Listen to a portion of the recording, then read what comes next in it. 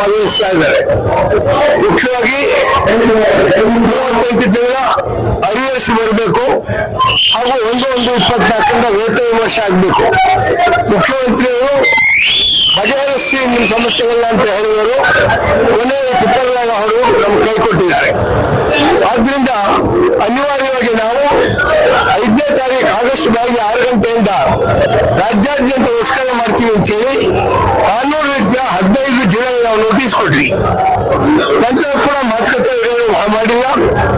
ಆದ್ರಿಂದ ಇವತ್ತು ಈ ಸಾಮೂಹಿಕ ಉಪವಾಸ ಸತ್ಯಾಗ್ರಹ ಯಾಕೆ ಮಾಡ್ತಾ ಇದೀವಿ ಅಂದ್ರೆ ಸರ್ಕಾರ 1,200 ಕೋಟಿ ರೂಪಾಯಿ ಅರಿಯರ್ಸ್ ಕೊಡ್ಬೇಕು ನಮ್ಗೆ, ಹಾಗೂ 1/1/24 ವೇತನ ವಿಮರ್ಶೆ ಮಾಡೋದಕ್ಕೆ ಅವಕಾಶ ಕೊಡಬೇಕು ಮತ್ತು ಬೇರೆ ಡಿಮಾಂಡ್ಗಳನ್ನ ನ್ಯಾಯಮಂತ್ರಿಗಳಲ್ಲಿ ಮಾತನಾಡಿಸಿ ಸೆಟ್ಲ್ ಮಾಡಬೇಕು ಅಂತ ಹೇಳಿ ಇವತ್ತು ಫೈನಲ್ ಆಗಿ ಮುಷ್ಕರದ ಬಗ್ಗೆ ಒಂದು ತಿಳುವಳಿಕೆ ಕೊಡ್ಲಿಕ್ಕೆ ಇವತ್ತು ರ್ಯಾಲಿ ಉಪವಾಸ ಸತ್ಯಾಗ್ರಹ ಮಾಡಿದ್ವಿ.